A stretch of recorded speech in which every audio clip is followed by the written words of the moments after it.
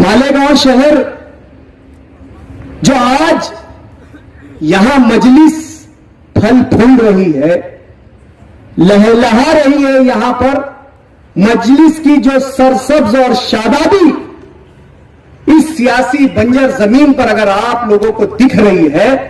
तो यह भी किसी न किसी कुर्बानी का समरा है, यह भी किसी कुर्बानी का नतीजा है। यूं ही नहीं ये बरगद समर लहलहाए हैं, यूं ही नहीं ये बरगद समर लहलहाए हैं, पेड़ों ने मौसमों के बहुत दुख उठाए। आज अगर मजलिस इत्तेहादुल मुस्लिमीन का मालेगांव शहर में एमएलए 1,17,000 वोटों से मुंतखब होता हुआ आप लोगों को नजर आता है, तारीखी वोटों से जीत दर्ज करना मालेगांव शहर का आपको नजर आता है, तो इसमें यकीनन मजलिस इत्तेहादुल मुस्लिमीन के पुराने मेहनती, वफादार, ईमानदार, जफाकश वर्करों का और लीडरों का यहां पर कुर्बानी है, जब यहां पर मजलिस इत्तेहादुल मुस्लिमीन को इतनी बड़ी कामयाबी मिली।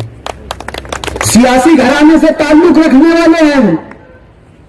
कहते हैं कि सियासत में अपना मकाम किसी और को नहीं दिया जाता, सियासत में इसे बेवकूफी समझी जाती है कि आप अपना मकाम छोड़कर किसी और को दे रहे हो। सियासत में जो सियासत के जानकार लोग हैं वो इसे बहुत बड़ी बेवकूफी से ताबीर करते हैं,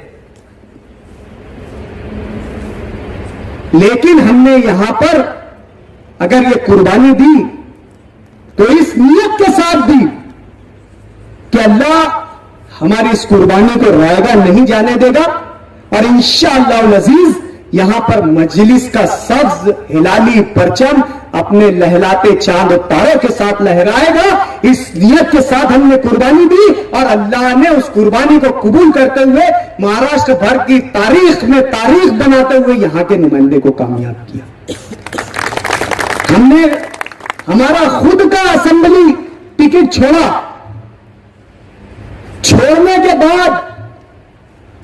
न सिर्फ उम्मीदवार को उसके हाल पर छोड़ा,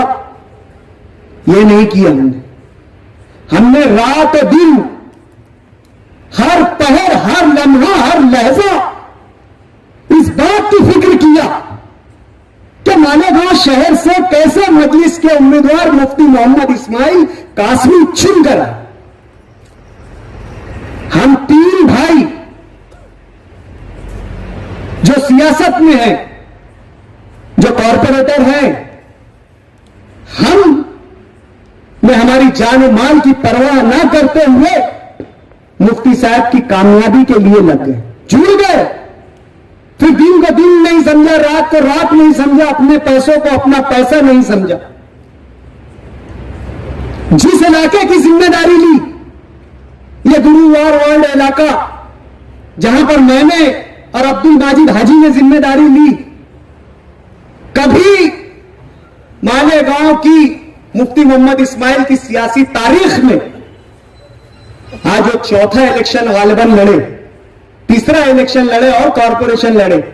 उनकी जमात कभी 50-50 नहीं कर पाई, लेकिन मजलिस इत्तेहादुल मुस्लिमीन के लोग रहने की वजह से उन इलाकों में मजलिस इत्तेहादुल मुस्लिमीन ने कहीं 50-50 और कहीं ज्यादा वोटें ली। ये